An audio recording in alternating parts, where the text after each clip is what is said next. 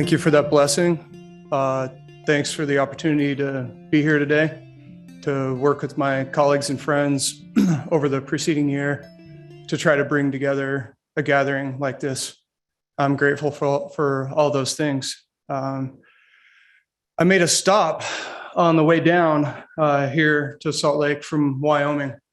I decided to drop by Expedition Island along the Green River. It's a spot where something historic happened back in 1869, John Wesley Powell's epic Colorado River exploring expedition. Native peoples had known the river system for millennia, since time immemorial, before Powell ventured down the Green and Colorado rivers. But for Euro-Americans and Euro-American colonization of the Western United States, Powell was a trailblazer, and his first expedition in 1869 was a landmark event. I couldn't help but think about Powell while I was collecting my thoughts to come together for this gathering. His legacy is deep and complicated, but there's one thing that no one will ever be able to take away from John Wesley Powell. He understood Western aridity. He was a prophet of irrigation, but unlike so many of his contemporaries, he had the character, the wherewithal to look something in the face. There are limits. There are limits to how far Western water will flow in the Colorado River Basin and elsewhere. So I brought down some Green River water, basically snow melt, if you're wondering why it's not as green as it might be, drawn from the banks of Expedition Island. And I brought it to this historic occasion. John Wesley Powell, of course, is not the reason we're here now, at least not directly, but this water certainly is. Our relationships to the Colorado River system changed fundamentally a half century after the 1869 Powell expedition in 1922 with the Colorado River Compact's drafting. Western history was made. Western geography would be transformed with the Compact's genesis. On this exact date, a century ago, March 17th, 1922, the Colorado River Commission was in Phoenix, as it turns out, holding a public hearing on the compact in the morning and traveling to Las Vegas in the afternoon for a, quote, inspection trip of Boulder Canyon. Go figure. 9 months later, the commission completed its work at Bishop's Lodge, just outside Santa Fe, and the document they drafted gradually over the course of the 20th century, the early 21st century, became a metaphorical cornerstone. The cornerstone of a now century-old maze-like body of laws and policies governing the Colorado River system. Colloquially, the law of the river. I personally believe the law of the river is the most complex transboundary water regime on the planet, on planet Earth, in existence, point blank. But regardless of whether all of us see eye to eye on that assessment, I believe there is something we can agree on. The law of the river is at an inflection point. What is happening along this river system right now is unprecedented in modern times. And not just in terms of the scale of the human population that's become reliant on the lifeblood, on the river system's flows. 40 million people, according to the Bureau of Reclamation. Consider also climate change's impacts on the river system over the past 22 years.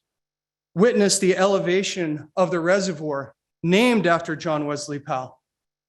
3,524.93 feet, according to the Lake Powell database, as of this morning. If you're counting, that's below 3,525 feet by just a hair. Consider too, the first ever lower Colorado River shortage declared by Secretary of the Interior Howland last summer 2021. You cannot miss the imbalance between water supplies and demands along this river system. From Lake Mead's bathtub ring to Glen Canyon's reemergence, with Lake Powell's recession, to any number of other tangible, palpable signals. These conditions not only pose immense challenges for the law of the river's traditional beneficiaries, the basin states, agricultural and municipal water users therein, but similar stakes are posed for the basin's 30 federally recognized tribes, some holding undeveloped, but recognized, at least on paper, water rights, others not having had their water rights recognized, at least as a matter of law, at all. There are major environmental justice issues in this space. And lest we overlook the river system itself, the living river system, the abundant yet diminished non-human species whose existence depends upon it. What should become of them in the face of climate change and the supply-demand imbalance? None of these issues are lost on policymakers, the same individuals tasked with negotiating the river system's next management framework between now and 2025 and 2026, given the current management framework's expiration at those exact points. These are the serendipitous circumstances in which the Colorado River Compact Centennial arrives. This is the metaphorical confluence at the Compact Centennial, and it's the reason for our gathering. The confluence inspires the program over the next couple of days. Part of it is about looking backward and reflecting on what has happened over the past 100 years since the compact's drafting.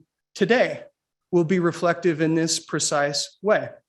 We'll discuss the compact's formation, the slew of laws and policies built atop the compact, and the wide-ranging issues that have come to the fore in recent and earlier decades involving basin tribes, US-Mexico relations, Colorado River ecosystems, and of course, the elephant in the room, climate change.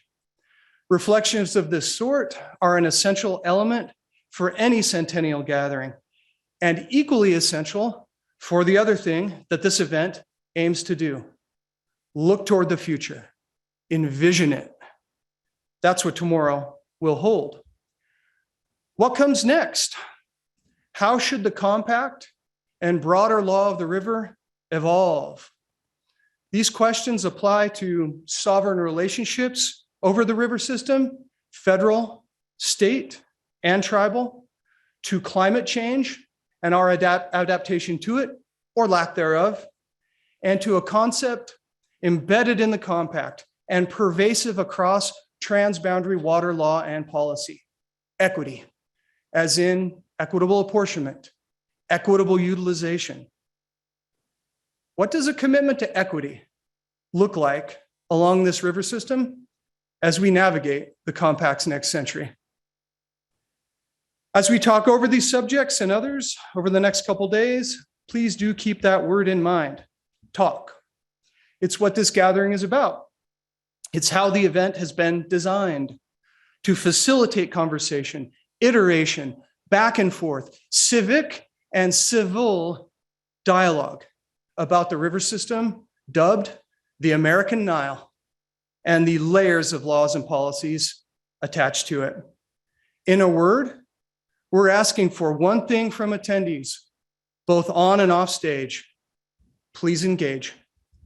This event is historic, and through Slido and other means, it will be memorialized for future generations to experience and to learn from. So please, if you will, show up. And that brings me back to the Green River water, again, drawn from along the banks of Expedition Island, a century and a half since Powell's first expedition, and a century since the compact's drafting. Whose water is this? To whom does it belong?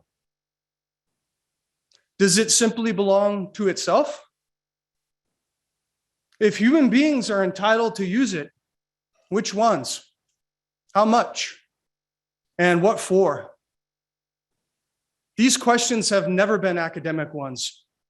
Certainly not so for the past century. And more so than at any point in my lifetime, and I'd wager your lifetimes too. The questions are not academic now. Yet, as significant as are questions about the Colorado River system's use, underlying them is a question that's even more fundamental. Who decides? Whose voices count? Who's included in conversations about the river system? And who's not? So much could be said about this issue of inclusivity in Colorado River governance.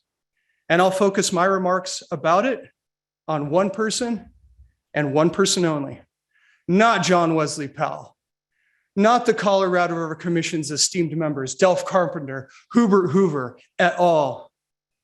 Not even Secretary of the Interior, Deb Haaland. Instead, you, each of you, your voice matters. For those attending in person, for those attending over Zoom, your knowledge of the river system's past and present, your vision for the river system's future make all the difference. They have the capacity to do nothing less than shape reality, to determine what becomes of this river system and the vast communities connected to it. A community of communities, to be clear. In this spirit, I'll borrow from American anthropologist and feminist Margaret Mead to close from her famous, perhaps cliche quote about cultural change. For culture is the soil in which law and policy grow, and that includes the law of the river. Quote, never doubt that a small group of thoughtful, committed citizens can change the world. Indeed, it's the only thing that ever has. Let that be the future reality for this river system for the next several years and for the next 2 days. Thanks so much.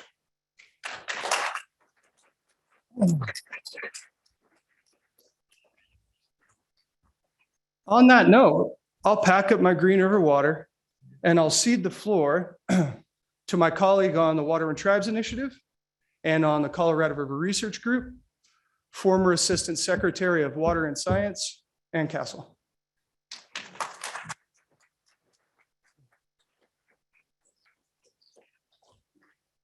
Good morning, everybody, and happy St. Patrick's Day.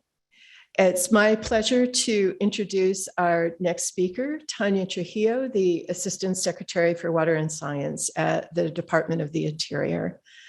Tanya is the top water policy official in the Biden administration, and she is a particular expert in Colorado River issues. In fact, I cannot think of any person who has been involved in Colorado River issues from more different vantage points than Tanya. She started as an attorney in private practice working on Colorado River issues. She's been with 2 different state agencies working on those same issues, the New Mexico Interstate Stream Commission, the Colorado River Board of California. She was the water expert for the Senate Energy and Natural Resources Committee, and she was previously at the Department of the Interior during the Obama administration, working with the former Assistant Secretary for Water and Science.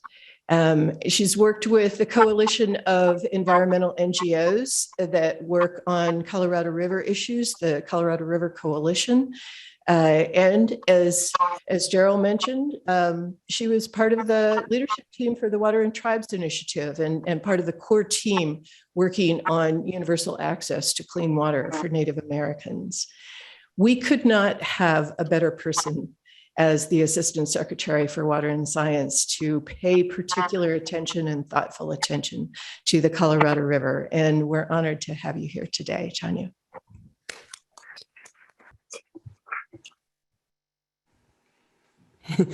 Thanks, Jason.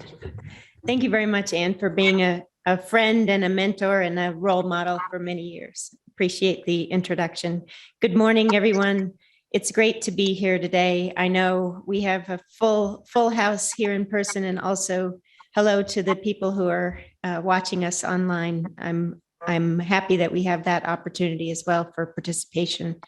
I'm very honored to be able to help kick off the program today and to build off of what have already been really incredible introductory remarks. And thank you very much for the very special blessing. Don't see that helps us set the tone for the discussion that we are having as part of this conference.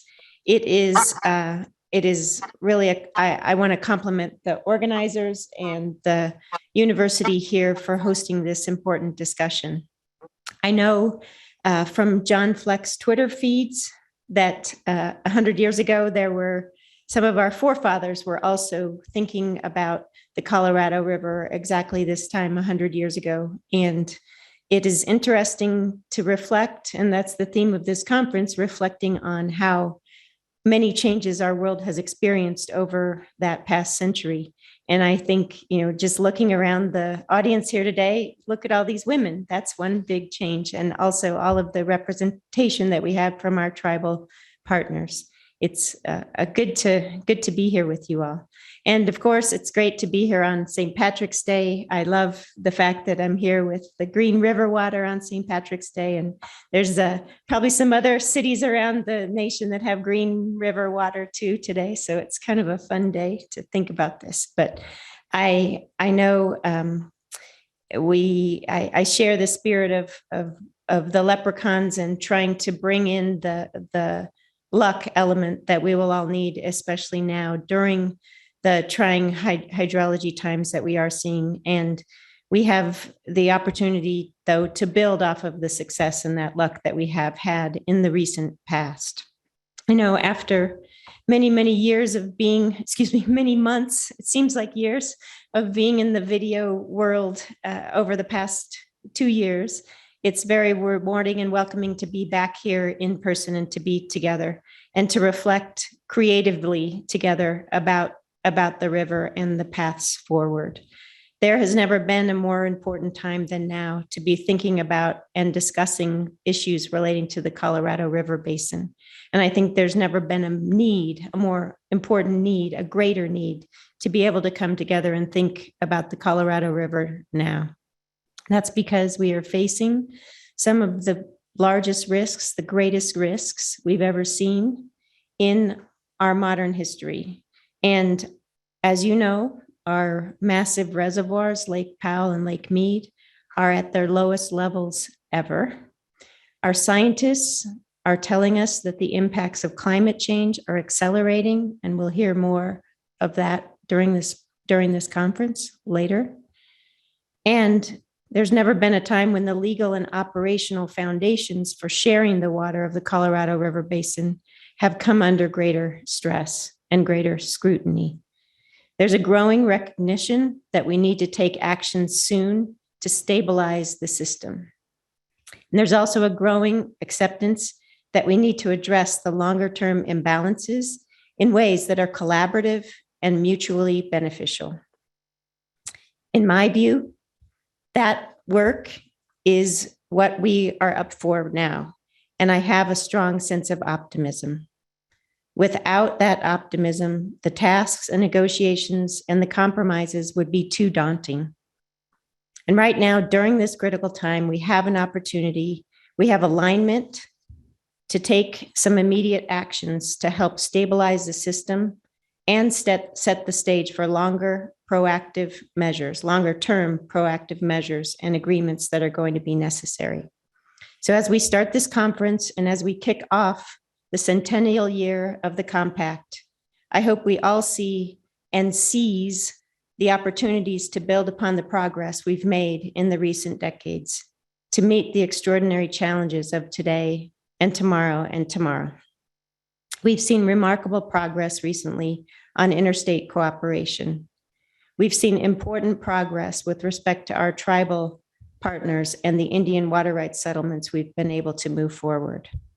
That progress has been too slow and is certainly overdue, but progress to build upon nonetheless.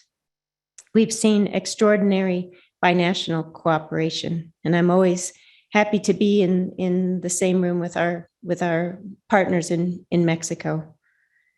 We have an additional opportunity now because of the additional resources that we have at the federal government through the bipartisan infrastructure law, not only at the Department of the Interior, but in our sister federal agencies, to provide additional funding and additional financial resources to help us be solving our problems and addressing the challenges that we are seeing.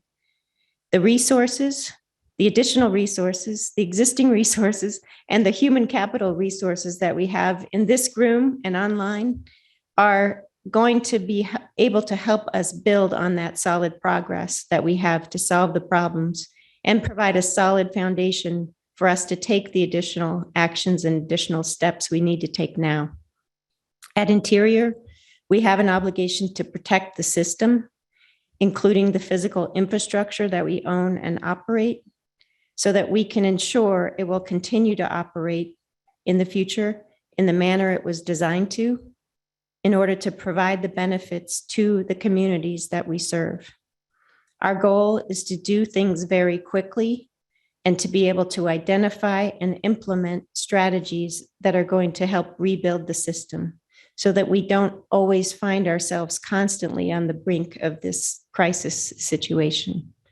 At the same time, we have to be thinking about what we need to be doing next and what the next phase of Colorado River operational decision-making agreements are going to look like. We will be able to build off of the need that we have now, the sense of urgency, and include in that progress going forward the spirit of inclusiveness and equity. Our actions at all times will be based on sound science. I would like to take the opportunity to highlight 3 things that we have underway right now. And I know that can be part of future, the forthcoming presentations from some of our expert teams from the Department of the Interior, some of our experts that are here as part of this conference. First, I'd like to acknowledge the ongoing process that's underway to develop a 2022 drought response operations plan. As most of you likely know, the concept of the drought response operations plan was a key element of the 2019 drought contingency plans. The Drought Response Operations Agreement, which is known as the DROA, provided a mechanism and a process to assess actions to protect Lake Powell elevations. The concept behind DROA operations is to take action early in advance in order to stabilize Lake Powell at or above elevation 3525. That target elevation was agreed to as part of the drought contingency plan process, and that is designed to reduce the risk of damage to the hydropower facilities at Glen Canyon Dam and to reduce the likelihood that Lake Powell would drop below 3490. I know some of you are thinking, well, we just hit 3525, and that's correct. But we were setting that elevation in order to protect the key elevation of 3490. The reason that is important is because that is the limit, that is the obvious place that we need to protect in order to preserve hydropower generation capacity at Glen Canyon Dam. And that is connected very closely with the rest of the Western power grid. That provides huge benefits for power in the terms of power and electricity to large areas of the Mountain West. It provides revenues essential to operation and maintenance of the dam, as well as funding for programs that are of environmental benefit throughout the basin.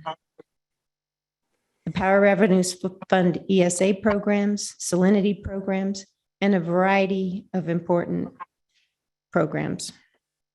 Hydropower from Glen Canyon Dam is a critical resource in order to support the grid reliability during blackouts and other emergencies. We are also very keenly aware and closely monitoring the downstream impacts of the lower reservoir levels on issues relating to non-native species, cultural impacts, water quality impacts. We are constantly thinking about this wide variety of issues. But keeping Lake Powell above elevation 3490 is also important because at that elevation, all downstream reservoir releases would have to rely on using the 4 low elevation bypass tubes at Glen Canyon Dam. There are many operational uncertainties if that is the only option to release water to the downstream resources below the dam. We have never, Reclamation in the history of operating the dam has never had to rely on those bypass tubes for year-round operation.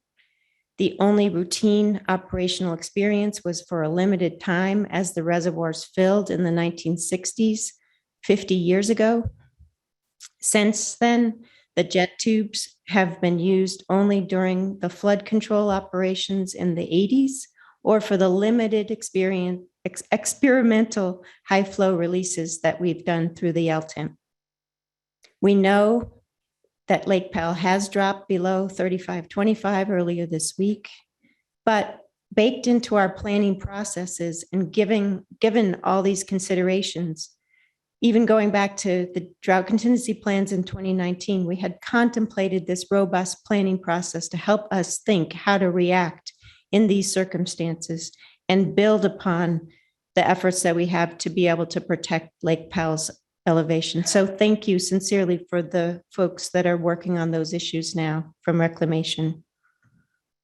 We have significant challenges ahead, and as a result of last year's actions and where we had to take emergency actions to help protect the elevations at Lake Powell, that involved releasing approximately 150,000 acre feet down to Powell to support the reservoir elevations. And that those actions were very beneficial. They helped bring Lake Powell's elevations higher than they would have otherwise been. But we know we need to do more, and that process, as I said, is underway. So I want to confirm that that elevation has been reached, but we're looking forward to the continued discussions and the continued process, and we will honor that process as it evolves through the next few weeks. This winter, we don't know what the final forecast projections will be. We don't know what the actual runoff will be, but one thing we know is we always could use more snow, especially Bob Snow. And I know he's a friend to all of us, and especially today because he is Irish. And I may just take a side note and say, Bob helped me prepare some notes for these remarks. And I was looking through and, after the first 3 pages of celebrating how great the Irish are and how wonderful being in Ireland was for me last year personally. And, but no, he's a wonderful member of our family here, and appreciate the support from him and all of the Reclamation team that I've been able to work with. So we look forward to continuing to carefully monitor the conditions in the upper basin this winter. We will be working very closely with the partners, and the leadership team at Reclamation is very well connected with all of the communities in helping us address the risks. I know in addition to the DROA operations plan, we are really trying to think about additional decision-making. We're starting to look very carefully at what other options we might be able to undertake. And we are considering, we have a very realistic possibility that we may need to reduce the annual flows, even temporarily, from Glen Canyon Dam in order to protect that infrastructure. We don't know if that is a tool that we'll need to use, but I think we are really in the spirit of thinking creatively. I encourage us all to think in that way and to encourage the possibility of flexibility as we work together to meet the challenges of the declining system. I can't say enough to compliment the Reclamation team that has been working on these issues. They are thinking about these options and analyzing these options on a daily basis. They are truly the experts in the field, and I am honored to be part of the team working with them. They have been able to make themselves available to provide technical presentations or to walk through potential scenarios with a variety of audiences. And they have been able to explain in several circumstances the structural integrity concerns that we have about Glen Canyon Dam. It is important that we have also been very, on a continuing basis, been very open and responsive to our tribal partners, to our key partners in Mexico, ensuring that we know we have a wide variety of audiences for the discussions that we're having and the information that we have to share. I want to particularly say that we have an opportunity right now with the leadership that we have in our counterparts in Mexico. They are experienced. Commissioner Resendez at CELA is somebody we've worked with for many years. She understands the concerns, she understands the risks in the system, and she will help lead us in that relationship, in our partnership with Mexico as we move forward. We have an amazing opportunity with respect to the leadership and the core foundation of true experienced partners in many, many sectors. And we have an opportunity to work together towards a common goal. And I really thank the people that have stepped up and are starting to think about many of the options that we have available now during this very challenging time of low hydrology. I would also, secondly, in addition to protecting the infrastructure and protecting the reservoir situation, we are also very carefully working on another critically important issue, which is to include a more robust process for our tribal negotiations. And I'm happy to be part of the leadership team at Interior, working very closely with Secretary Holland to help ensure that we can improve upon our dialogue with our tribal partners. Last year, a group of 20 tribal nations from the Colorado River Basin sent a letter to Secretary Holland expressing their deep concern on a range of issues that they saw in the basin. The letter is focused on the fundamental need to address the needs of tribal nations in the basin and better integrate tribal nations into decision-making in order to protect the future and prosperity for their tribes and for their members. The letter does note that the tribes see and acknowledge that the Bureau of Reclamation is working to become more adept at efforts to acknowledge and fulfill its federal trust responsibility, and we really appreciate that acknowledgement. And I am personally grateful for the strong working relationship that I have had with tribal partners in various communities over the past several years, working in many different capacities. We have many hardworking folks at the Interior Department who have devoted their careers to fulfilling our trust responsibility. We know we have made some progress, but we know we need to continue to do better. The focus of the letter from the tribes was on what the tribal leaders had referred to as the next framework, and that is the effort to develop the approaches and the agreements for the post-2026 operations. The tribes note that each of the basin tribes has individual issues of specific relevance to their own rights and interests that will be communicated through individual government-to-government consultation with the United States during the process. And we know that, we recognize that, and we honor that.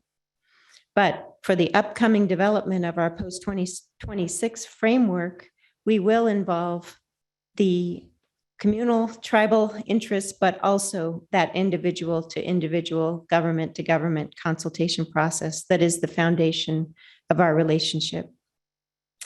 In addition to that, we will be taking specific steps and actions to better integrate the tribal rights, the tribal needs, and the tribal concerns into the decision-making in the basin.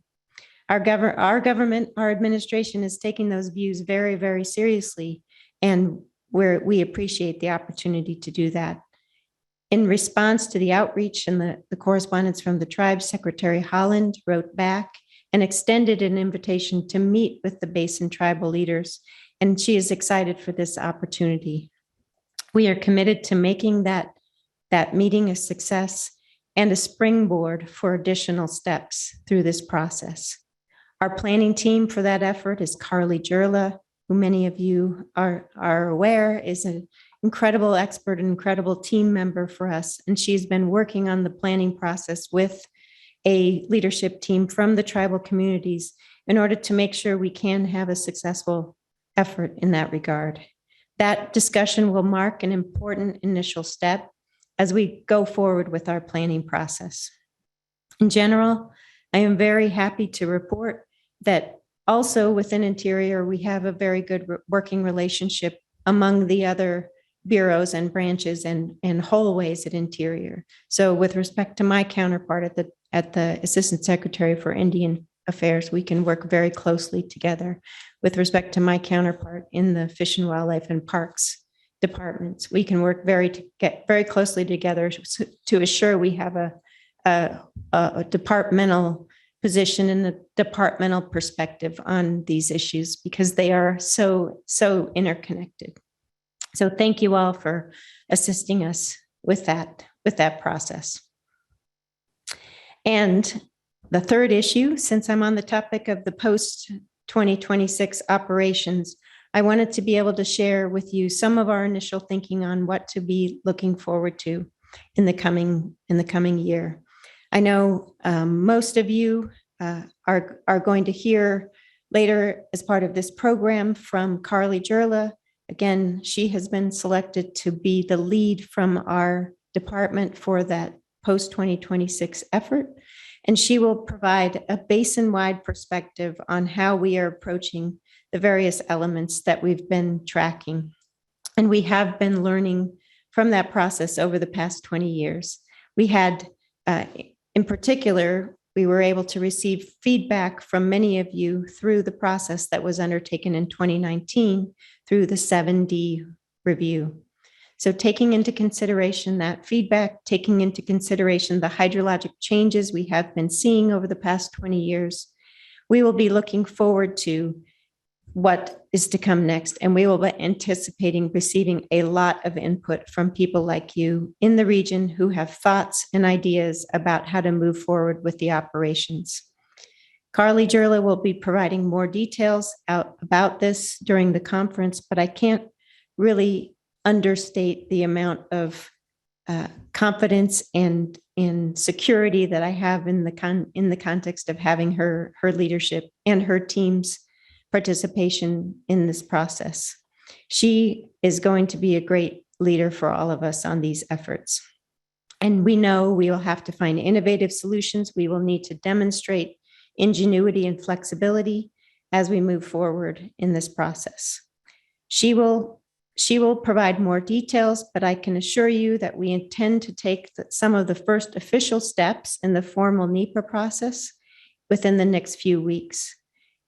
What we will be doing is we anticipate we will be issuing a Federal Register notice this spring, and the intent of that notice will be to engage in a pre-scoping process in order to seek input on specific suggestions and to hear from you about ideas for how to best analyze the future operations of what our future coordinated operations format should be looking like. We want to hear from everyone who has a stake in the basin. We intend to develop the next round of the operating rules in an inclusive and transparent manner, again, relying on the best available science that we have available. There's no better place to start than having this kind of a conference to be thinking about these issues with. And through the Federal Register process, we will hear directly from those of you who are relying on the river. I really appreciate that Carly and the rest of her team will be here to hear from you. I know we need to be starting this process sooner rather than later. My good friend, Commissioner Salmon, who I hope is here somewhere, said at the CRUA conference a few years ago that the clock is ticking. and that there's much work to do. So with that, I will say very graciously, thank you again to everyone who is here today, who is here virtually with us as well, and who has been thinking about these issues on a day-to-day basis. I am delighted to be here and to present a few opening remarks from the Department of the Interior. I'm thrilled to be part of the program, and I look forward to hearing and participating throughout the day. Thank you all very much, and salute to the Iris.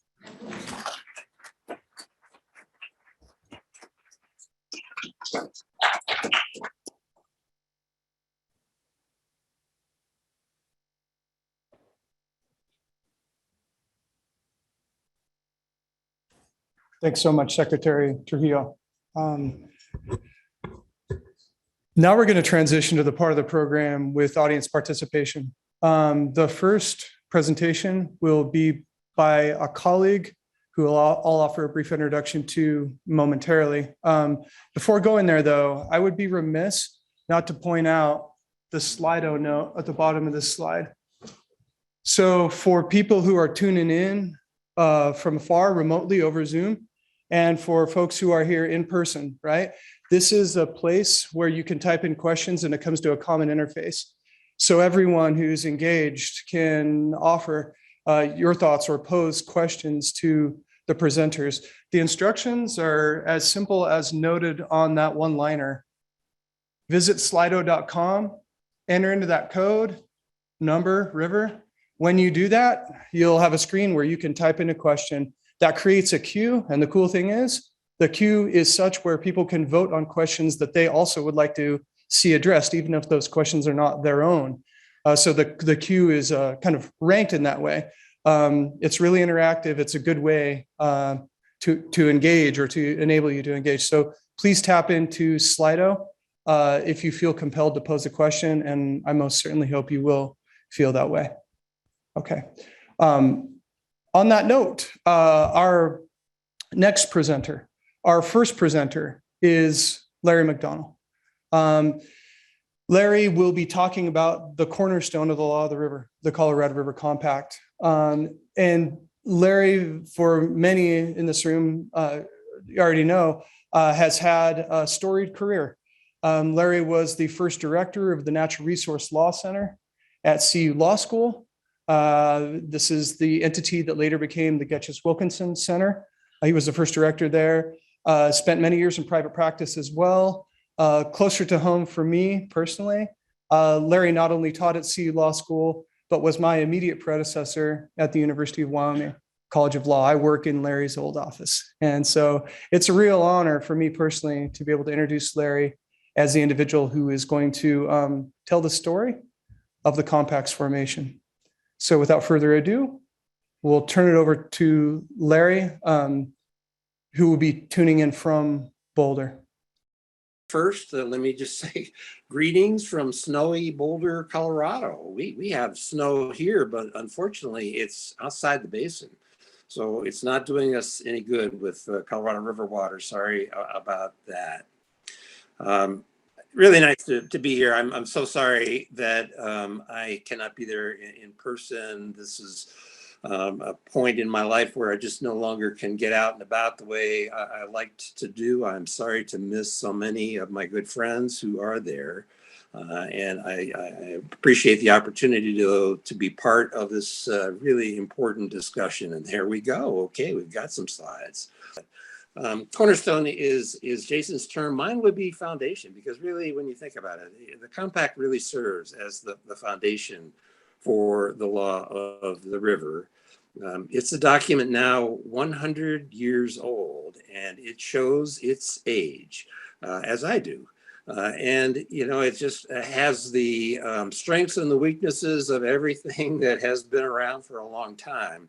What I want to do today, if I can, I know our desire is to look ahead, and that, of course, is the critical thing that we're trying to keep our eye on. But we have to remember where we came from and why we have the foundation document called the Colorado River Compact that we do. So that's going to be my particular focus here today, what I hope I can share with you, what I hope you will have a better sense of how it is we came out of this, well, how we started with this particular foundation as the agreement, as the basis for the agreement that serves still today as the foundation for the law of the river. So let's move to the next slide. And there we go. Okay, looks like we're going through this way. First, let me do a little shout out here to Ann Castle. Ann served as my consultant on trying to create better looking PowerPoint slides. I've never been a real star at using PowerPoint, and she was very helpful.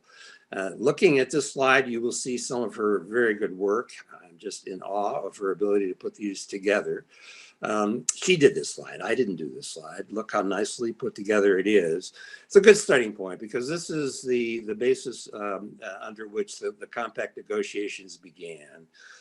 This was really a brand new concept in 1921. The idea that states could come together and negotiate an agreement among themselves having to do with the apportionment and use of an interstate body of water, an interstate stream of water in this case. Here was the authorization by Congress for the 7 basin states to come together for that purpose, giving them basically a year to accomplish the equitable division and apportionment among these states.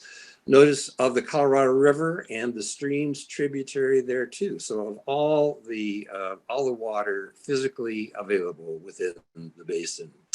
Okay, next slide. All right, here's our cast of characters. These are some rather grim-looking white men back in 1922 who came together in Washington, D.C. for the very first time. Each appointed by their state governors, each esteemed people in the water communities of their states, each carrying a significant burden to ensure that their interests were fully achieved in the course of this rather lengthy and complex negotiation process. Probably most familiar to most of you is the gentleman sitting in the middle at the lower point of the screen, Herbert Hoover. Mr. Hoover at that point was Secretary of Commerce in the Harding administration, appointed by the president to be the federal representative to this compact commission. He served a critical role throughout the negotiations. His presence really gave great weight to the importance of this undertaking. The gentleman to the left facing you is Delph Carpenter. Mr. Carpenter was the representative from the state of Colorado, really the instigator of the idea of using the compacting authority among the states to go through the process of trying to apportion the uses of water. A real instigator in that sense and a key player throughout the negotiations. And the other person I will introduce you to, and I won't the rest because of time, is W.S. Norville. He's at the right side. It's really appropriate that he and Carpenter are on opposite sides of this. So Norville was the representative from Arizona, a person who had considerable experience in water affairs in the state of Arizona, but had a much more difficult position because the state of Arizona's views about what it wanted to achieve from these negotiations were much less clear than many of the other parties. And so he became a much more active participant, probably less or more than he wanted to be. All right, so let's get started with just what transpired as we entered into this. The next slide is a view that you're going to see a great deal of, the Colorado River Basin. I think we're all very familiar, or most of us are very familiar with the basin. So I won't spend a lot of time orienting you, but just to remind you that, of course, the basin is shared among 7 states in the United States and 2 states in the Republic of Mexico. So it drains a very substantial area of the southwestern portion of this North American continent. As such, it is the predominant, the primary source of water available for all of the uses, both within the hydrologic basin and the surrounding areas to which the water from the hydrologic basin has been moved. And if you notice, many of the major urban areas, Cheyenne, Salt Lake City, Denver, Santa Fe, Albuquerque, they're all outside the basin, as is Los Angeles and San Diego. It is an important thing to remember that this resource is shared so broadly. Okay, let's move to the next slide. And what I've done is to divide the negotiations into three phases. So I began talking about the first of the three phases. This was the phase that existed in Washington, D.C. It began the morning of January 26th in Washington, D.C. The 8 members of the commission and, of course, other members of the public came together at this very first meeting. This was largely an opportunity for the commissioners to introduce themselves to one another, to provide perspectives on what they hope to achieve.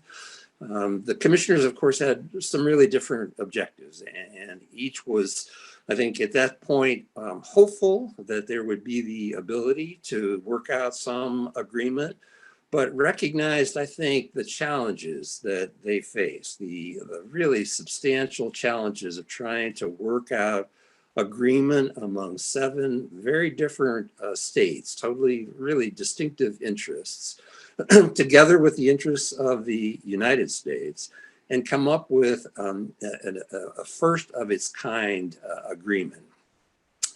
So without talking anything about the details of what was said on that day, what I will say is at the end of that day, the chair, who at that time had been elected chair by the members of the commission, Herbert Hoover, thought that the way to move ahead would be to organize the members into 2, really 3, but 2 critical committees. One even to try to look at the idea of, well, how much water do we have available for apportionment? So that's the water supply group. And then, of course, on the other side of the equation, how much water would be needed if we wanted to be able to fully irrigate all of the irrigable lands that exist within the basin itself. And the hope was that if we put these 2 pieces together, we would find that there is adequate water to meet the needs of each of the states, and in this way be able to come up with an agreement about how to apportion that water. So essentially, though, the commission did have some short, brief meetings over the next several days. It wasn't until 5 days later that they actually came together to share their findings. Let's move into that part with the next slide. So the Bureau, at that time, the Reclamation Service, had already done extensive work trying to analyze the water supply of the basin, and along with its sister agency, the USGS. The service had come up with a draft report based in part on information provided to it by the U.S. Geological Survey. And one of the pieces of information in that report was to report on the gauged flow of water at Yuma. And you can see by the red arrow where the city of Yuma, at that time probably more a town of Yuma, is located. So it was right at the very end of the main stem of the Colorado River, before the river passes the United States boundary and moves into the international boundary between the United States and Mexico. So basically at the lowest point in the Colorado River within the continental United States. And that gauge over the years between 1902 and 1920 had evidenced a available flow of 17.3 million acre feet per year. All right, so the average annual flow is 17.3 million acre feet per year. So that, of course, did not take into account all of the upstream uses in the basin.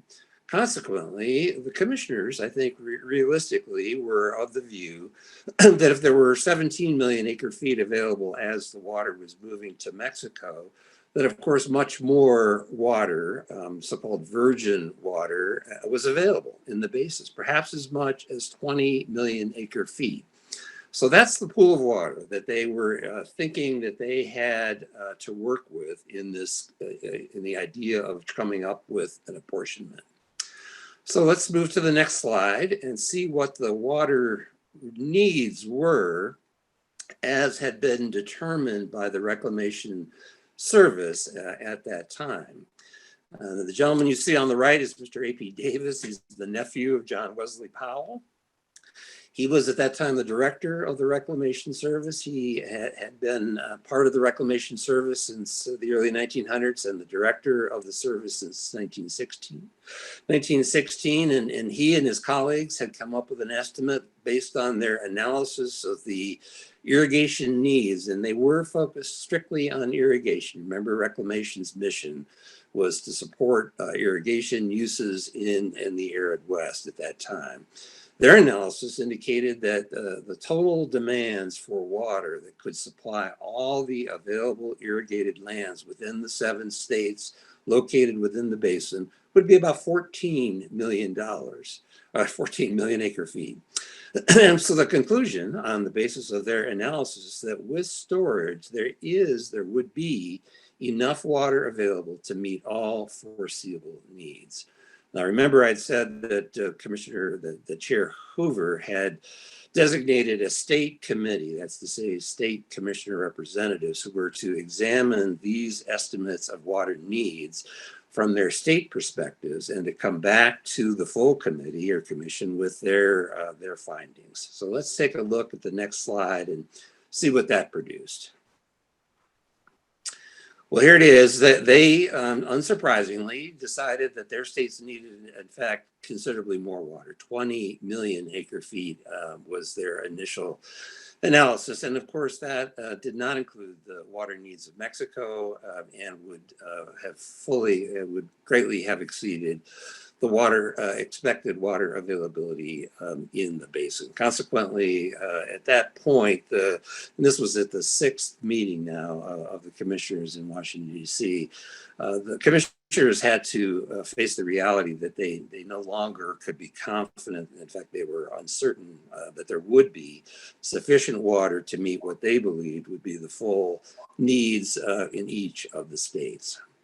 So next slide, please. At this point, at the 7th meeting, it was clear that there was widespread disagreement. They made some efforts to see if they couldn't come up with some way to get around this impasse. None were successful. The chair offered this challenge. We have not been able to reach agreement on any general single idea.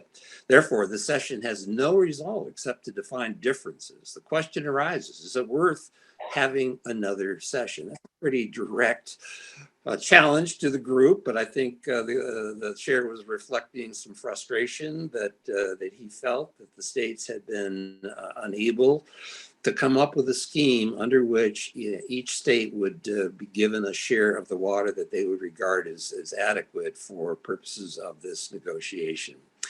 The consequences of which were that each of the commissioners really had to think hard. Where are we? What do we want to accomplish? And I think the uniform agreement among the commissioners was, no, we're not done. We just sort of started this process. We want to continue it. We will search for ways to do that. Hoover said, all right, let's take a break. Let's get together in a couple of months.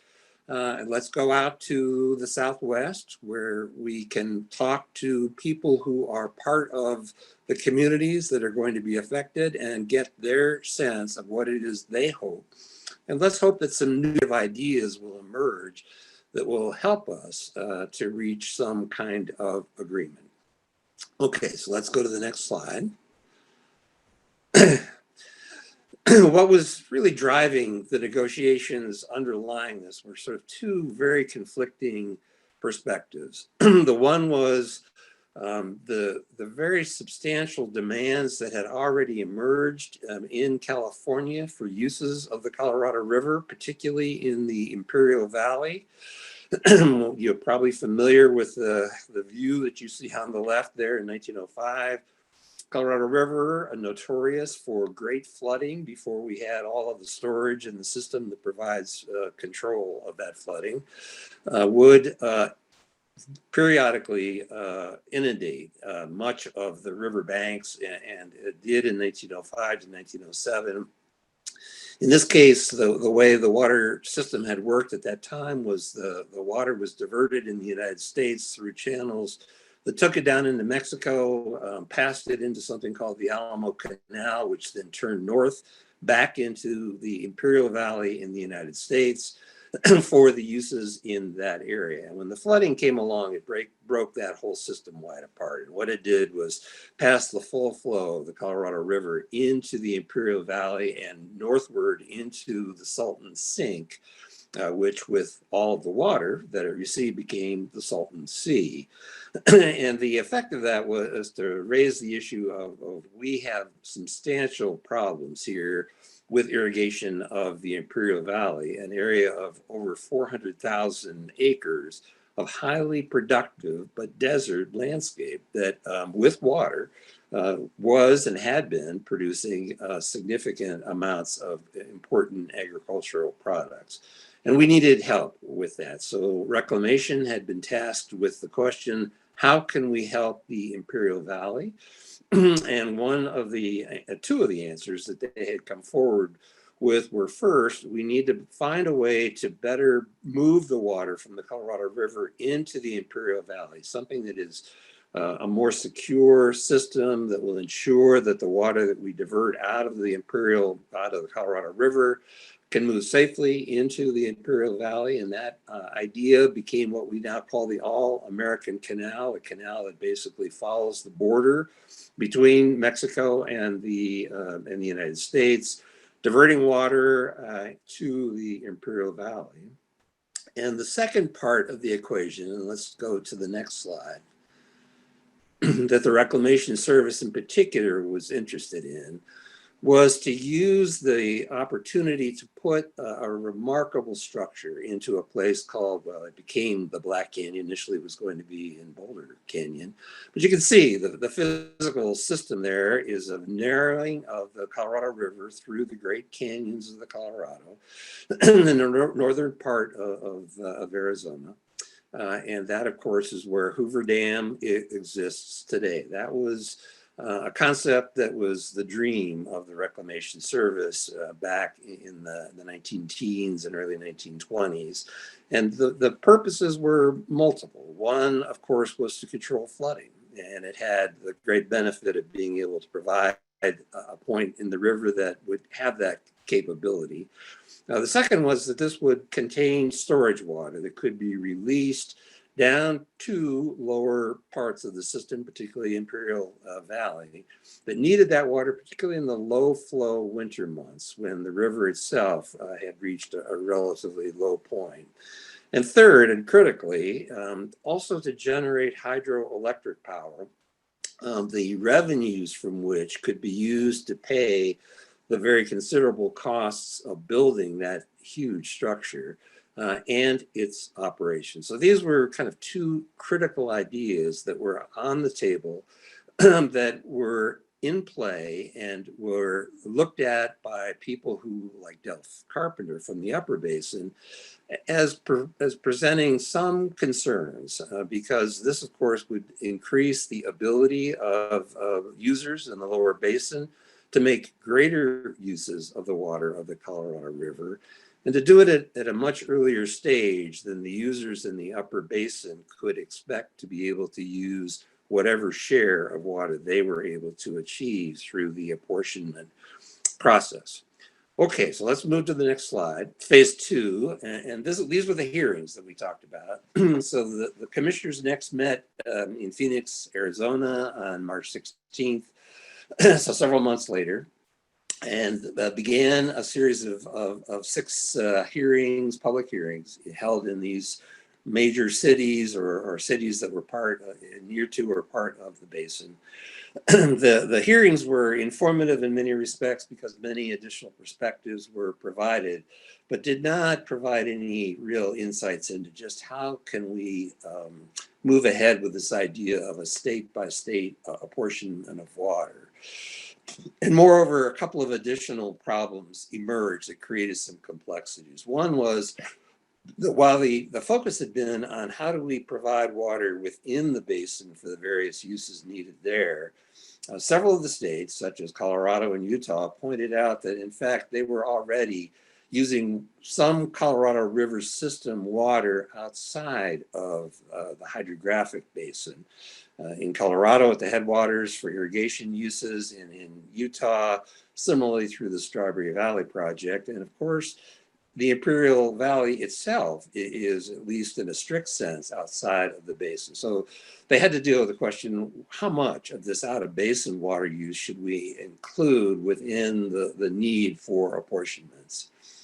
The second issue that emerged, it was in the person of an individual named George Maxwell, kind of one of these peculiar characters that emerges when you look at the history of things, who at that time was a very active proponent of irrigation development in the West. His dream, his idea, was that there should be a so-called highline canal, taking water directly out of the mainstream of the Colorado River, moving it several hundred miles, and you have to imagine the topography of northern Arizona to actually envision just what a complex scheme this was, but into the central part of the state of Arizona, where most of the irrigable lands existed, and where, in Maxwell's view, with access to a substantial portion of Colorado River water, the state of Arizona would be able to greatly expand the agricultural uses of those lands. So those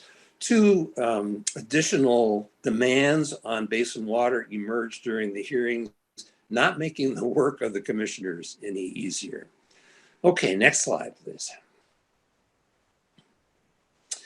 Simultaneously, there were some other things happening that further complicated the process. The first that I want to mention was the so-called Swing-Johnson bill. Phil Swing was the congressman from the state of California whose district included Imperial Valley.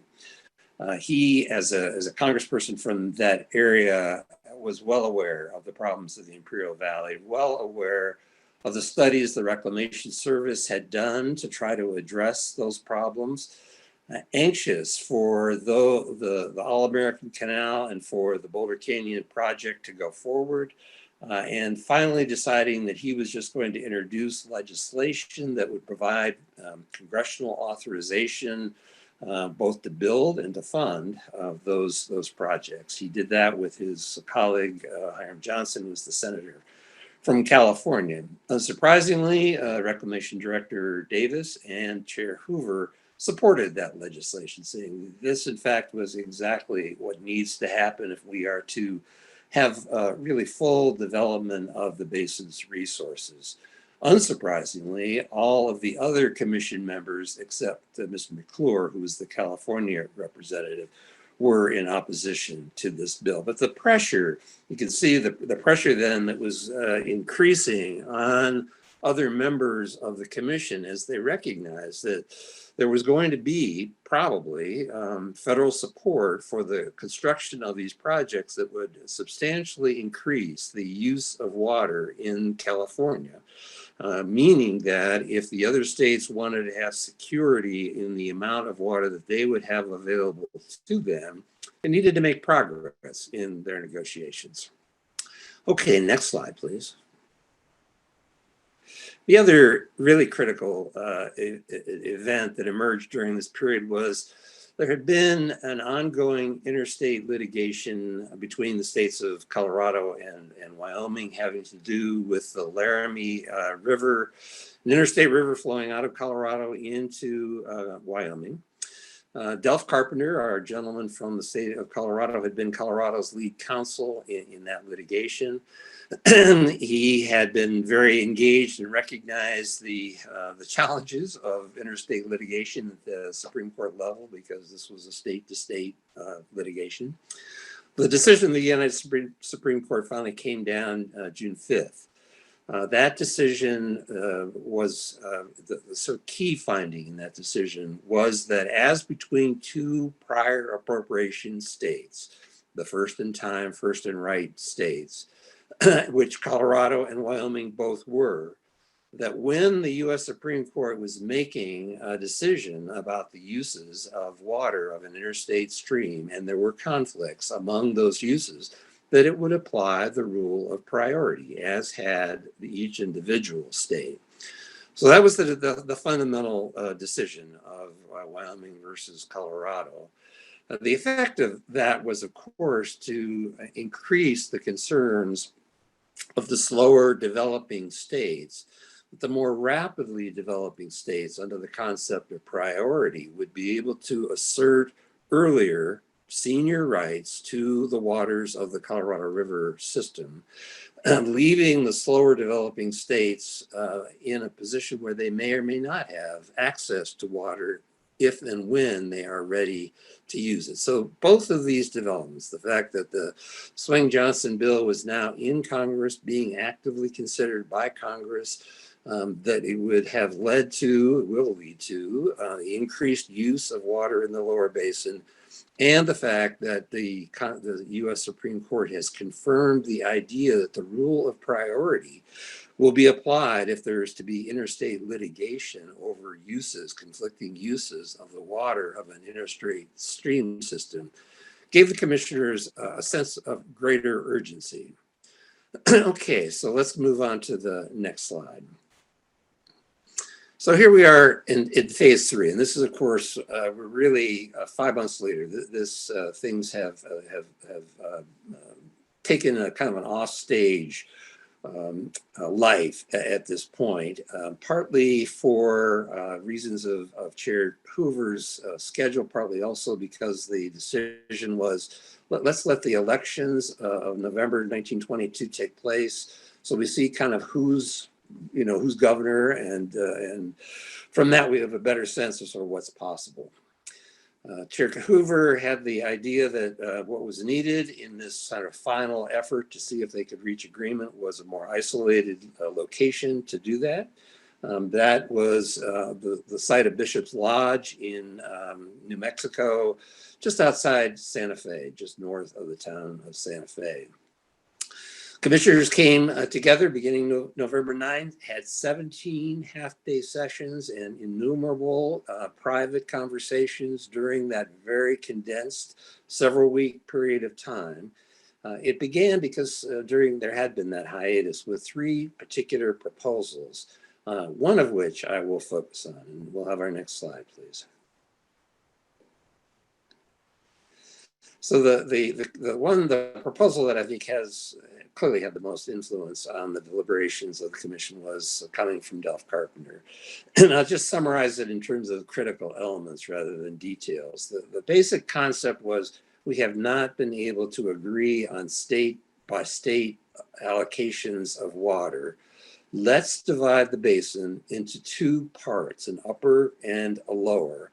And let's make allocations to those basins rather than to individual states. The second concept that he introduced was the idea of, let's talk about an equal division of system water. And he was focused at the measurements at the town of Yuma. Remember, we had said early on that had been the information available to the commissioners. 17 million acre feet was the water supply that's available. Let's work out some kind of an equal division between the 2 divisions on the basis of that flow. Also recognizing the concerns that the lower basin states had, that they wanted insurance, that there would be flow available to them passing the dividing point between the 2 basins. And that's the dividing point that's called Lee's Ferry, very familiar, I think, to most of us. And then finally, the issue that we haven't really talked much about was water for Mexico, but there had been considerable discussion among commission members of how to meet whatever the future obligations of the United States might be by way of provision of water to Mexico. The Upper Basin states by that time had come around to the view that they should be willing to share in meeting that obligation to Mexico. So critical elements, each one of which in some form found its way into the final compact. And the next slide, please. They were, if you can imagine, Mr. Norville sitting down there at the Arizona perspective was saying, wait a minute, I'm not sure I like this approach. I don't see that this really meets the objectives that we came here to do, which were first to assure that each state had a certainty in the amount of water. Moreover, I don't think what you're offering is really a 50-50 division of the full flow of the system. Moreover, that 10-year guarantee, you know, that's just not very comforting to me. And when you think about it, that's way too long. That doesn't give me much security. I want an annual minimum flow of water to know that each year there's going to be that amount of water. You are expecting, this is now him speaking to Mr. Carpenter, that there's more water available in the lower basin tributaries than we think there really is. And finally, it really doesn't reflect the fact that there are greater demands for the use of water in the lower basin than exist in the upper basin. All right, next slide. So we seem to be at a real impasse here. Hoover, as the chair, tried to engage to see if he couldn't come up with some way to get around the impasse. And he focused first on the Lee Ferry guarantee, suggesting that there be a guarantee of 82 million acre feet a year over that 10-year period of time, or the 82 million over the 10-year period of time. The lower basin came back with a willingness to say, well, how about 65 million acre feet? So we're in a negotiation finally. We're really getting down to something where there is some trading going back and forth. And Hoover, playing the role that he should as chair, said, all right, how about then let's go to 75 million acre feet over 10 years. And then he introduced, I think, a critical concept that apparently had been talked about in some of the evening sessions.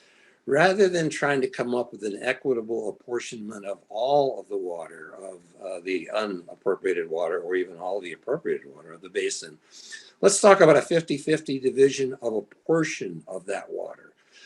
So the idea was, let's take the concept of 15 million acre feet. Remember, they had assurance that there were still 17 plus at Yuma on an average annual basis, and there was probably 20 plus in the system. Let's take a portion of that water, 15 million acre feet, and let's divide that in half, 7.5 to each basin in perpetuity, so that there was security in the upper basin that they would have, whenever they were ready, access to the use of 7.5 million acre feet, and simultaneously the lower basin would have security that they could go forward with the use of 7.5 million acre feet in the meantime. Okay, next slide, please. Norville said, look, still too little water for consumptive uses. We need more for the lower basin. Colonel Scrugham, who was the Nevada representative, interjected at that point, well, how about if we just add 1 million acre feet more in the apportionment that were given to the lower basin? This was something that Norville reluctantly agreed to, though he was not totally happy. He finally said, okay, let's just go there. Next slide, please. The key compact decisions you see are listed here, and it looks like we're not going to see the way this was designed to work, but basically, the ones we have talked about. Divide the hydrographic basin into 2 divisions at the dividing point of Lee Ferry. Equally share the use of 15 million acre feet. The guarantee of 75 over 10 years passing Lee Ferry. Water from Mexico to come equally from each division. The U.S. responsible for tribal obligations. We'll talk a little bit more of that in the future.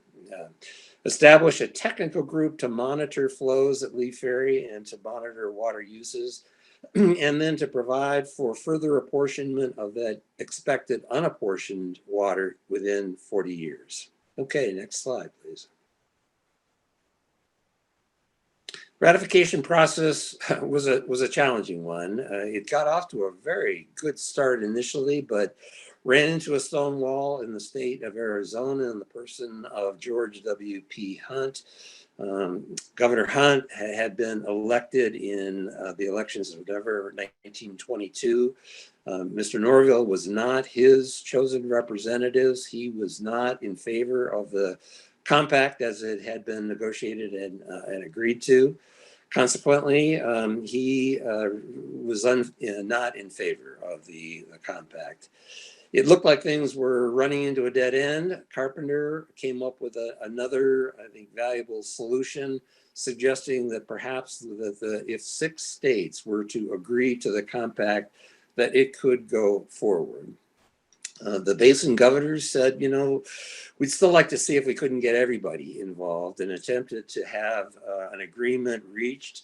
And the real sticking point at this point had become the problems of Arizona and California deciding how they were going to share in the apportionment of water that had been made to the lower basin. Because now, of course, these 2 states had the question, how do we share the amounts of water that had been allocated to the lower basin states? The governors tried to come up with some brokered agreement. The 2 states of Arizona and California by that time were unwilling and unable to come up with that agreement.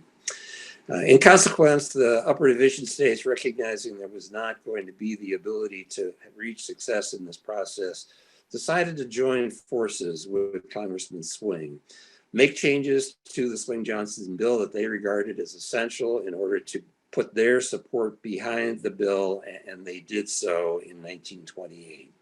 Okay, next slide, please. So that led to the idea that we're going to have in the bill the authorization for either a 6 or a 7 state compact. The one thing that was decided that needed to be made clear was, well, how much water does California have as its share of the agreement? And the idea was that in the legislation itself, there would be the requirement that California agree to limit itself to no more than 4.4 million acre feet per year out of the 7 million acre feet of water that had been allocated to the lower basin.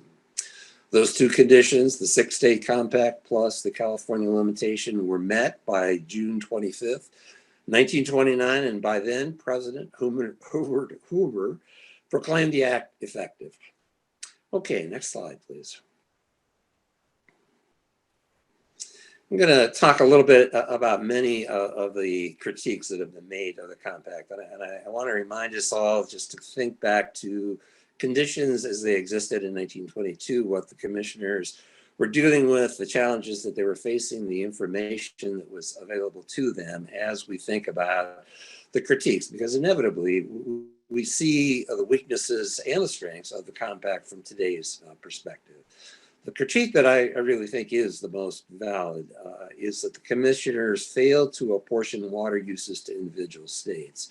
We sort of lost touch with that because we've gotten so used to the idea of the apportionments being made to the 2 basins.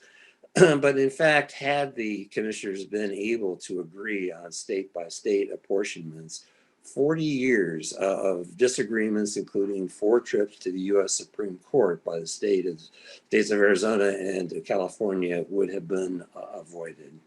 That did not happen. That, in retrospect, was a significant failing of the commission. Next slide, please. The problem we talk about the most today, of course, is that the compact over-allocated the uses of system water. And it is true, the compact directly apportioned the consumptive use of 16 million acre feet of water. I want to remind us that the commissioners believed in that time that they were working with perhaps 20 million acre feet, perhaps even more. It is Today, we know because of changing hydrology, the effects of climate change, the mega drought that we are working our way through in this century, that the basin is overallocated.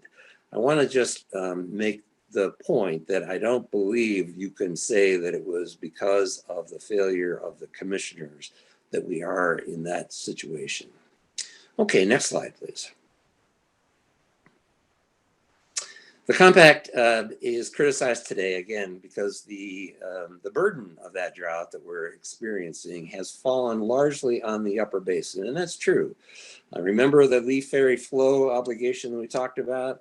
It imposes on the upper basin an obligation to ensure that 75 million acre feet of water passes Lee Ferry over 10-year periods consecutively.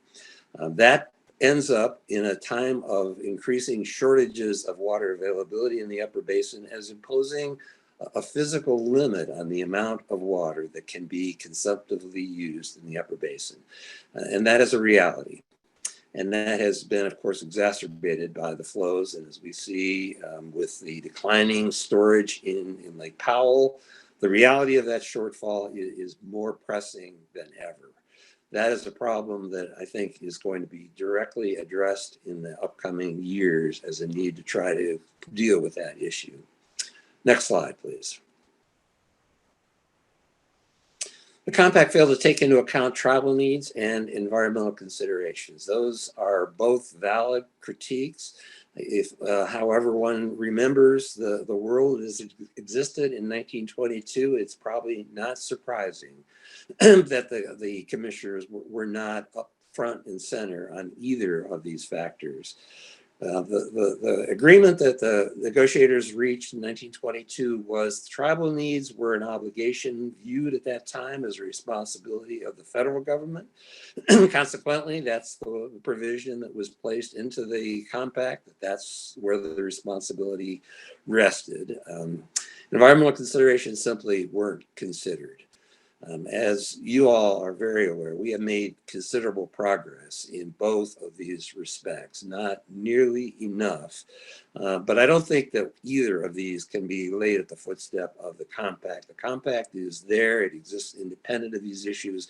We are working above and beyond the compact to address these very critical issues today. Next slide, please. Compact failed to establish a permanent Colorado commission. And I know this is a favorite. Even I have weighed in on this one.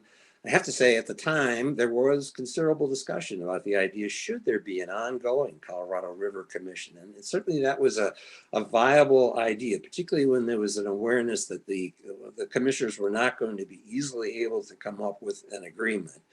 But the end result that commissioners reached, where the only real issue was ensuring 75 million acre feet of water would pass Lee Ferry, what instead emerged was the idea, well, we just need the ability to measure that flow. That's all we need. We don't need a full-time governance committee to be able to ensure that.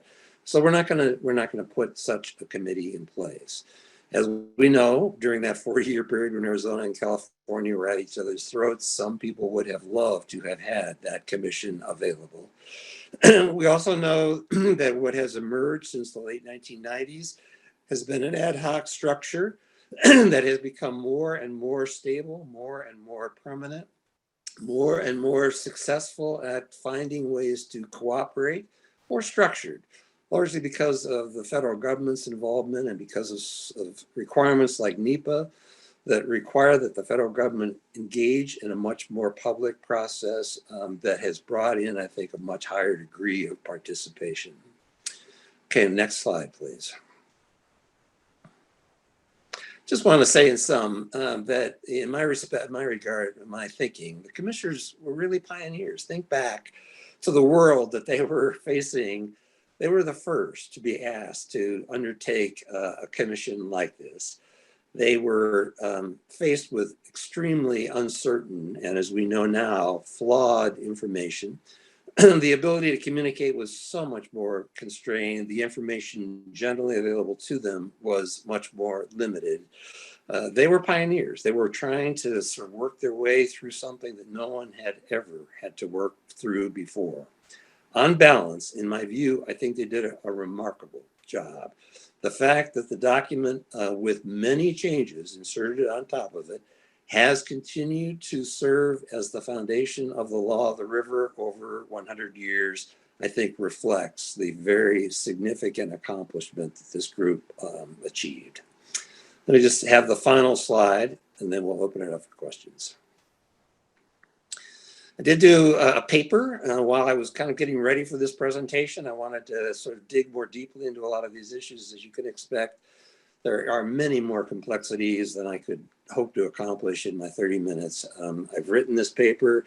If you all are familiar with something called the SSRN, this is Social Science Research Network, you can find that paper there. So Jason, let me turn it back to you. If we have time for questions, I'd be happy to open it up. All right.